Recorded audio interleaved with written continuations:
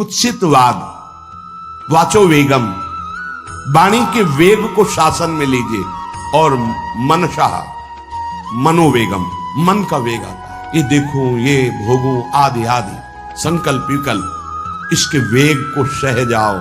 कुछ नहीं बोलना, सहने का मतलब होता है कुछ मन कह रहा मुझे ऐसा करना है, मुझे ऐसा करना है, मुझे ऐसा, कुछ नहीं बोलना।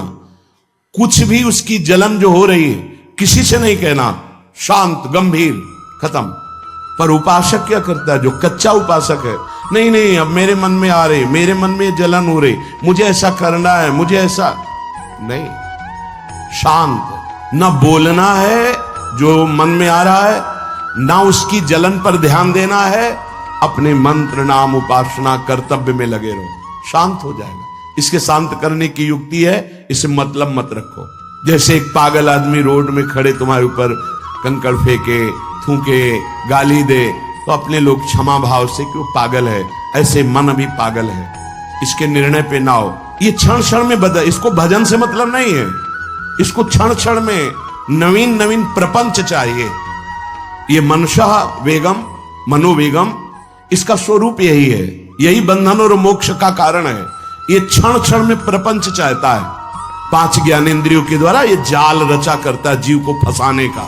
जहां हो, जैसी परिस्थिति में हो, बहुत अच्छी परिस्थिति भगवान ने दी, उसी परिस्थिति में भजन कर ले जाओ। परिस्थिति बदलने की जरूरत नहीं है, भजन करने की जरूरत है। भजन कर ले गए तो स्थिति बदल जाएगी, परिस्थिति नहीं।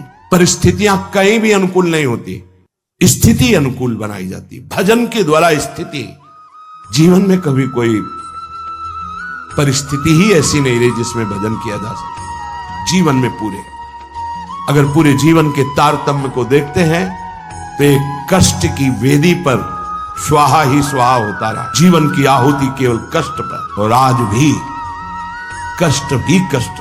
फिर आप सोचोगे सुख किसे कहते हैं?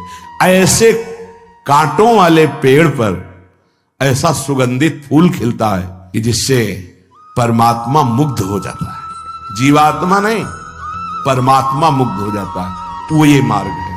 उस सुमन को लेकर वो अपने श्रृंगार में लगा लेते हैं। सुमन, सुंदर मन, ये कांटों पे खिलता है, जैसे गुलाब का फूल कांटों पे नहीं खिलता। हाँ, ये कांटे हैं। हर द्वंद की पीड़ा को सहता हुआ जब उपासक आगे बढ़ता है तब सुमन खिलता है।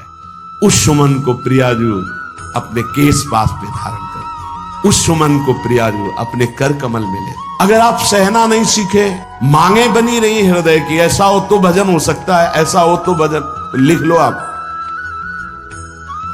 मन बहुत चंचल है, इसको हर समय नवम नवम नवम, जहां जैसी परिस्थिति उसी में भजन करके निकल चलो।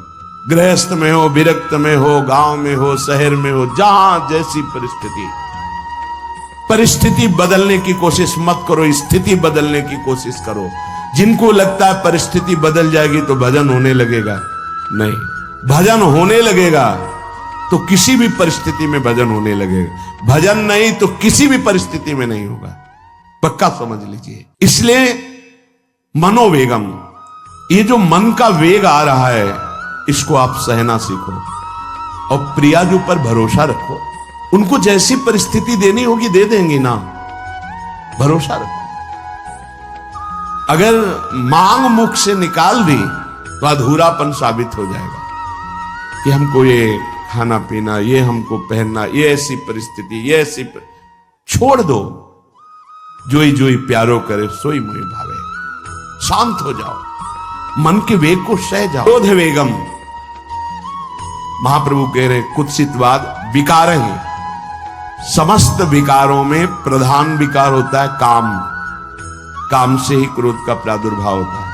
क्रोध एक वृत्ति है जो आने जाने वाली, स्थायी कोई नहीं है। जिस समय आपके अंदर क्रोध आए, इस समय मौन होकर हट जाइए वहां से, तुरंत जाकर थोड़ा ठंडा पानी पिए।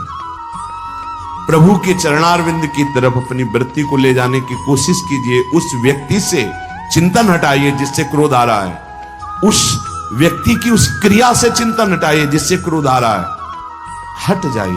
ये क्रोध का वेग अगर आता रहा तो भजन करने पर भी अनुभव नहीं हो पाएगा। एक बार अच्छे से क्रोध आ जाए, अंदर हृदय जल जाए, तो 1 महीने भजन के प्रभाव को रोक देता है।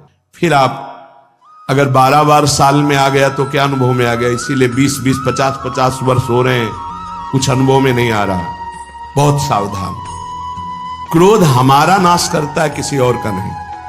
हमारे भजन का, हमारे हृदय के आनंद का, हमारी वृत्ति का बड़ा हल्का स्वरूप हो जाता है क्रोधी पुरुष का। इसलिए क्रोध को सहना है, उसके वेग को सहना है।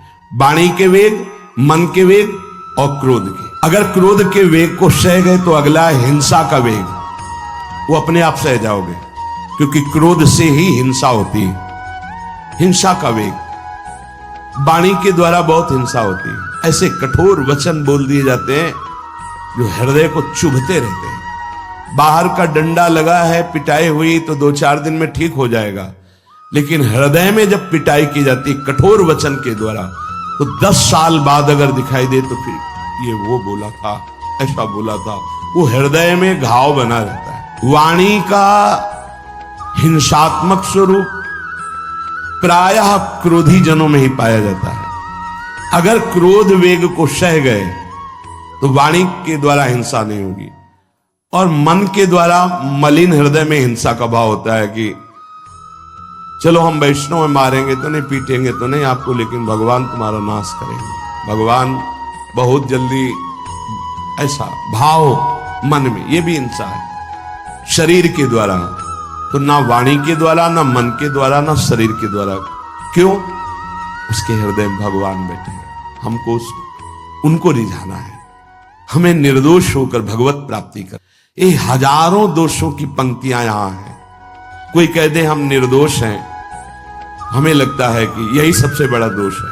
नहीं तो अंदर देखा जाए ना तो क्रम क्रम से धीरे धीरे निर्दोष हुआ जा रहा है। प्रभु की कृपा। कोई जन्म से निर्दोष नहीं होता, वो तो अवतार होते हैं भगवान के।